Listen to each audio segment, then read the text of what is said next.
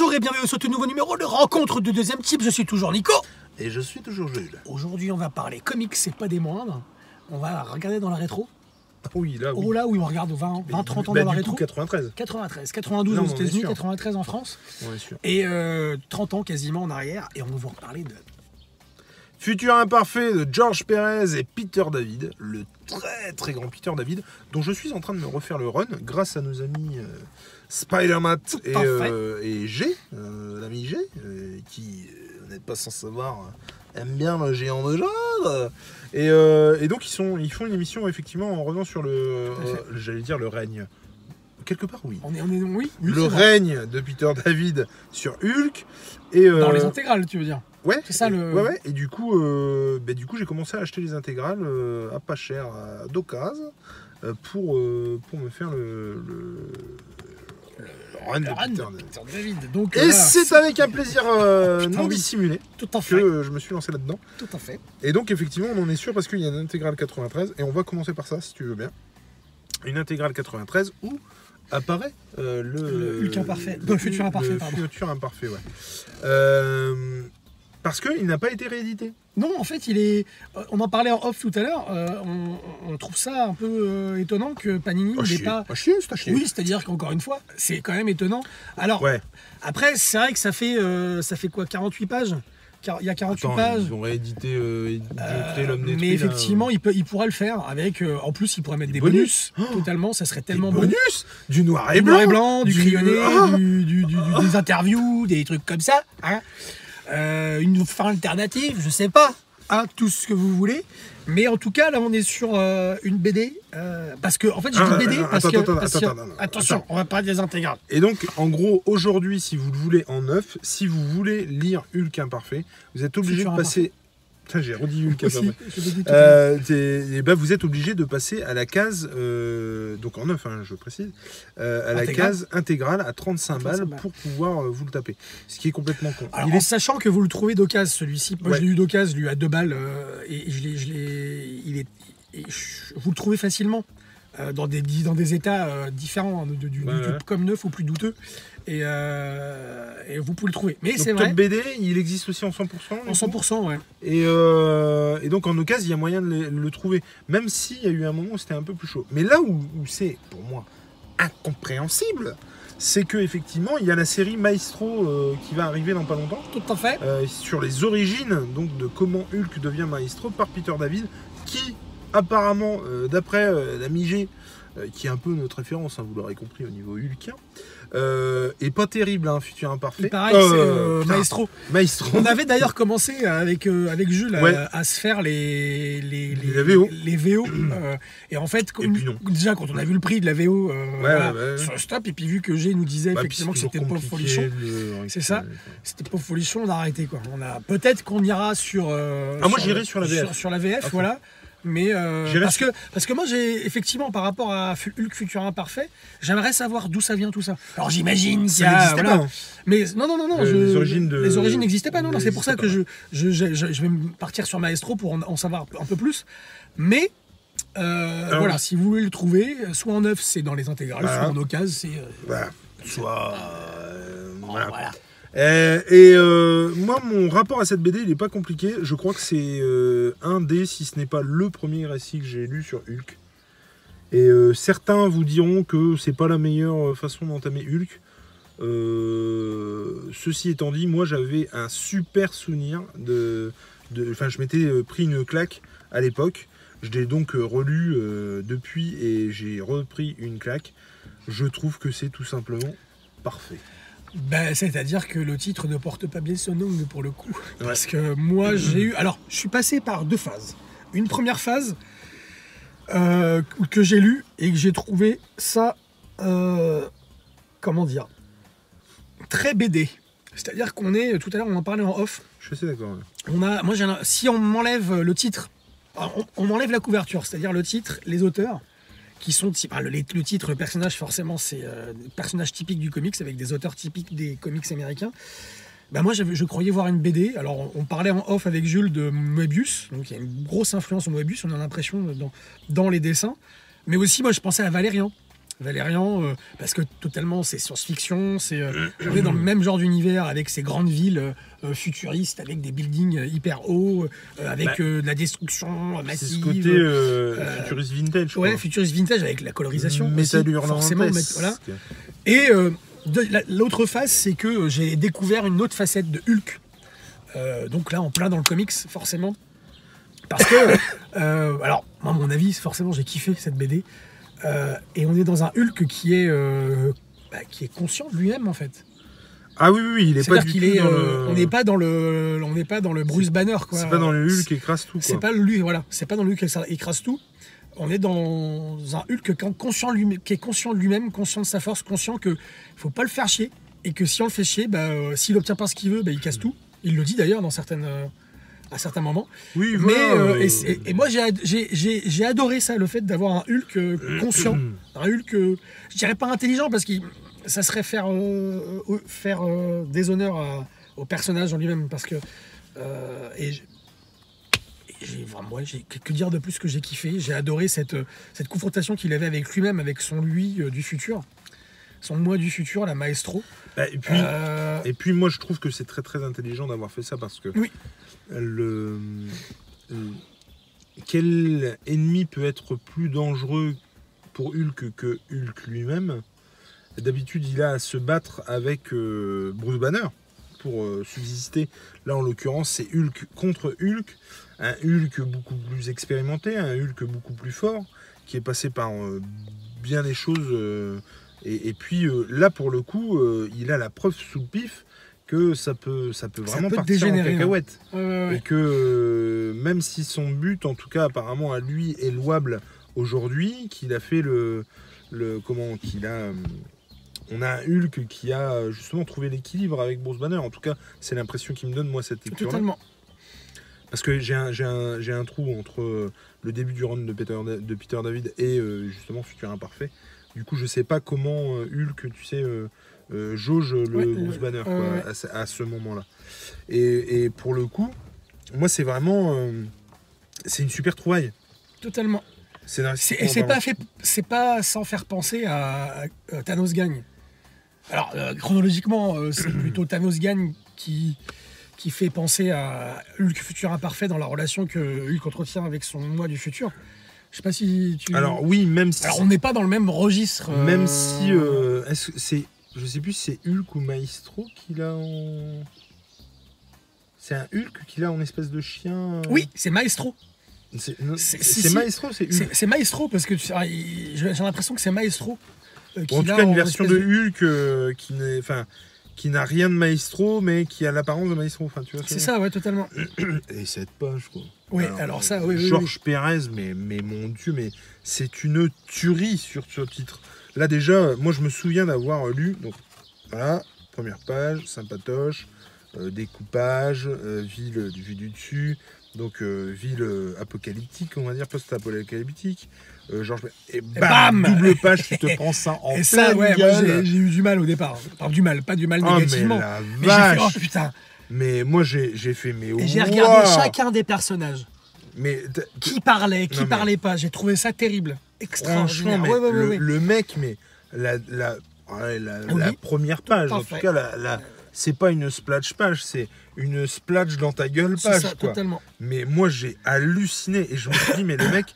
Alors attention, je vais être vulgaire, cet épisode ne sera pas destiné aux enfants, mais clairement le mec pose ses couilles sur la table, quoi. C'est vraiment, blah, allez tiens, prends ça dans ta gueule. C'est moi. Et ouais, non, franchement, moi j'ai trouvé ça, mais juste ouf, quoi.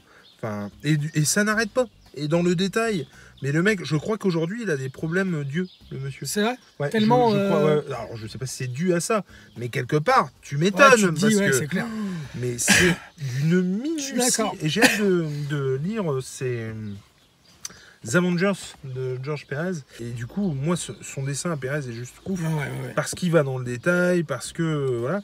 Et donc, est-ce que tu nous fais le pitch? C'est-à-dire qu'on a un Hulk qui arrive dans le futur. Il a été quémandé, il a été kidnappé dans le futur. Et il arrive à une époque où c'est son moi du futur qui s'appelle... Alors, il découvre d'abord la ville. Il découvre d'abord la ville, effectivement. Il découvre aussi qu'il y a un tyran. Il sait qu'il y a un tyran et il rencontre la résistance. Qui s'appelle Maestro. Et le tyran s'appelle Maestro. Et il se rend compte que ce Maestro, c'est son alter ego du futur qui a mal tourné. Et il va essayer de combattre Maestro pour...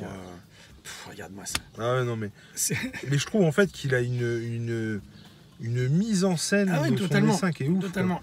C'est-à-dire là, on l'attend depuis quelques pages, on n'a pas encore vu Maestro. Et donc pour terminer le pitch, c'est qu'on a un Maestro qui a anéanti... qui a une putain de classe. Ouais, qui est hyper charismatique, mais qui a anéanti les Avengers, qui a anéanti les Fantastic Four, qui a anéanti les X-Men. Oui, non, pardon, j'ai lu sur le pitch, c'est ça. C'est parce que je vois des femmes derrière. Ah non, mais je trouve qu'il est très sexualisé. Mais non, mais c'est-à-dire qu'on a beaucoup de scènes orgiaques dans ce titre. Ça m'a fait penser d'ailleurs aux références auxquelles ça me fait penser au film, au Péplum. C'est un Péplum futuriste en fait, ce titre, j'ai l'impression. C'est complètement ça, ouais. Et j'ai trouvé qu'il y a du cucu, c'est un tyran. C'est un tyran, il faut qu'il remplisse toutes les cases. Voilà, ceux qui remplissent tout. Oui, toutes les cases. Tout ce qu'il peut remplir. C'est un peu dégueulasse. Mais donc, on est dans un monde post-apocalyptique où toutes les familles de super-héros ont été éradiquées. Il y a eu la bombe, hein. Il y a eu une bombe, ouais. Hulk débarroule là-dedans. Et forcément, c'est le gentil qui va se confronter au méchant. Et puis cette putain de double page. Cette putain de double page, quoi. C'est-à-dire qu'en plus, scénaristiquement, d'avoir quelque chose qui tient beaucoup plus que la route, qui est quelque chose de, pour moi, qui est parfait, on le dit tout à l'heure, des doubles pages. On n'est même pas... Enfin, les bulles sont superflues, quoi. Et puis des trucs qui... moi, c'est ça que j'aime beaucoup, en fait. Et c'est ça qu'il arrive à faire. C'est-à-dire qu'en fait... alors, il y a des trucs qui sont évidents et qu'on voit tout de suite, machin. Mais par exemple, là, le squelette... Ouais. Je veux dire... il y a un petit détail qui nous montre... Un petit bout de griffe qui me laisse à penser que c'est Serval. Et ouais, je dis Serval. Ouais. Bref. Et on n'a pas dit autre chose aussi, alors ça va nous être révélé dans... Mais c'est pas non plus un truc de ouf. On apprendra que celui qui l'a fait venir, c'est Rick Jones. Par le biais de son... Que la nana qui est venue le chercher, effectivement, c'est la petite fille de Rick Jones. Si je dis pas de conneries, il a survécu aussi longtemps parce que il a été exposé aux rayons gamma. Je dis des conneries ou pas? Oui, et on va se rendre compte aussi que Maestro n'est pas étranger à sa survie, aussi, à la fin. Et on va voir, on va voir dans plusieurs cases que Maestro est absolument et indéniablement et inéluctablement impitoyable. Mais c'est un truc de malade. J'ai trouvé ça ouf de mettre en scène Hulk à ce point, mais monstrueux, quoi. Enfin... Je veux dire, il y a des moments, il bute des gens de manière tout... Je vais essayer de... de manière tout à fait... gratuite, quoi. Gratuite, monstrueuse, méchante, enfin... Mais waouh, quoi, franchement... moi, j'ai trouvé ça juste fou, quoi. Et puis, effectivement, quand il se tape... parce qu'ils vont se taper dessus à un moment donné... Ouais. Ça dérouille, quoi. Ça déménage, quoi. Mais ça envoie du sec, mais quelque chose de méchant, quoi. Oui. Et non, moi, j'ai vraiment surkiffé. Moi, j'adore le fait que... Puis l'alter ego, le fait que tout se termine. Que si ça part en cacahuète, ça part en cacahuète avec Hulk, en fait. Ça, j'aime vraiment beaucoup. J'ai toujours pas lu, et d'ailleurs, il faut vraiment que je le lise, et je pense que je vais le lire cet été. World War Hulk. Ouais. Qui a l'air vachement bien. J'avais lu du coup Planet Hulk avant. Et d'ailleurs, je dis Hulk et Hulk, c'est marrant des fois. Tu dis les deux, toi. Je dis les deux. Et du coup, de la même manière, dans Old Man Logan, où on voit que ils sont complètement dégénérés, que c'est parti complètement en cacahuète, que c'est eux qui font la loi, que machin. J'ai beaucoup aimé ça. Et même quand Maestro revient, par exemple, dans Old Man Logan, la série, je crois que c'était Lemire au dessin, si je dis pas de conneries. Au dessin, au scénario. Et j'aime beaucoup cette facette de Maestro qui est vieux mais qui est fou, quoi, et qui est, on le sent, capable de tout. Vraiment, j'ai vraiment beaucoup aimé. Et une chose aussi que j'adorais, et je me souviens avoir adoré ça à l'époque où j'étais gamin, et m'être dit, mais putain, mais c'est génial! C'est-à-dire qu'en fait, tu te rends vite compte que le vieux Hulk, donc Maestro, a des doutes et a peur finalement du Hulk.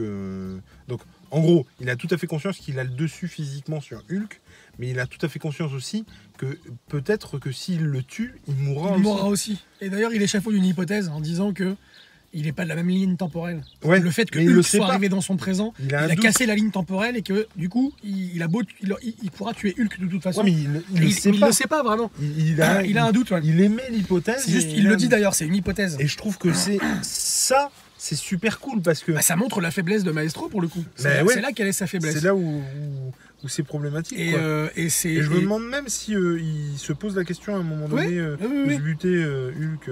Là, c'était cette page-là. C'était ça, ouais. Ce que tu montrais là. Et même, je veux dire, quand Hulk prend une dérouillée et que du coup il est alité, il lui pète les os. Alors moi ça, mais comme je kiffe. Totalement, ouais. À l'intérieur des onomatopées, je trouve ça top, quoi. Mais ouais, un tyran fou qui n'hésiterait pas à déchirer en deux des simples humains. Enfin, et du coup, ce qui est génial, c'est qu'on a en face un méchant qui a tout à fait conscience des faiblesses de l'autre. Et il sait ce qu'il faut faire pour avoir raison de lui. Et non, moi, j'ai surkiffé. Après, c'est vrai que ça fait quoi, 50 pages ? Ouais, à peine 50 pages, ouais, ça fait format BD, quoi, en fait, t'as 48 planches. Du coup, c'est vrai que en fait, on veut pas trop en dire non plus, parce qu'on veut vous laisser la surprise, et on veut vous donner, le but c'est quand même vous donner envie d'aller sur ce truc-là. Donc on va pas trop en dire de toute façon, parce que on veut que vous le découvriez, mais je sais pas s'il y a encore des lecteurs qui ne l'ont pas lu, parce que pour moi c'est un must-have. Tu vois, on parle de la collection must-have, ça aurait tout à fait ça aurait dû sa place dans must-have, ouais, exactement. Un truc à 12 balles, ouais. Parce que 15 ça fait un petit peu rush. Ça fait rush, ouais. Mais moi demain, ce truc-là sort en grand format. J'achète. Ah oui, à fond. Totalement. À fond. Des crayonnés, des bonus, des machins, mais à fond. Totalement. J'achète. Moi, c'est ces récits en fait, c'est ce genre de récits qui nous montrent toute l'ampleur de ce genre de personnage, en fait, parce que qui montre que Hulk n'est pas seulement la brute épaisse qu'on connaît dans certains récits, qui nous montre aussi que on peut faire de... Ah putain, De quoi?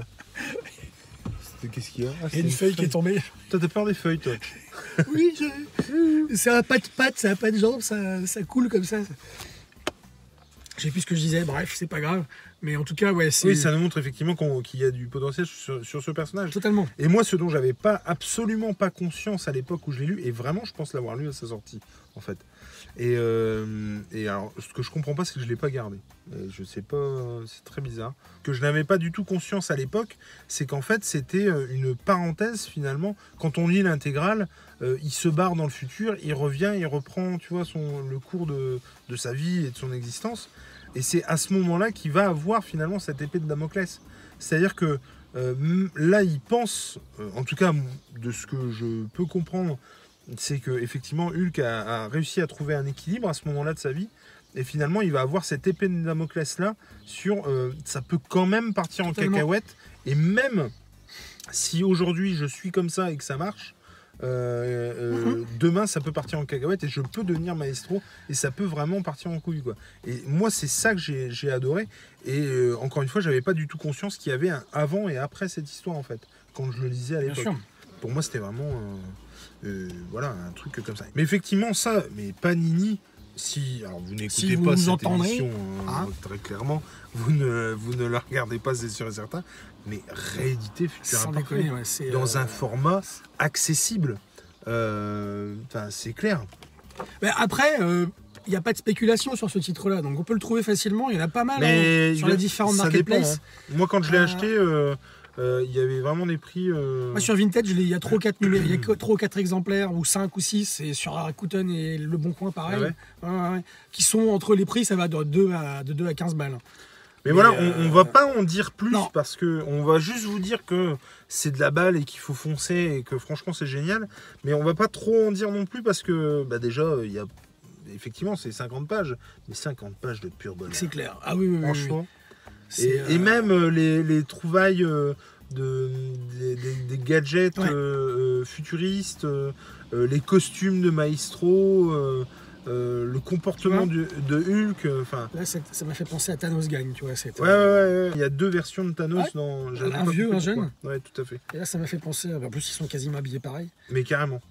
Thanos est du coup bien habillé pareil. Voilà. Bref, c'est forcément qu'il y a des références, que ça va influencer.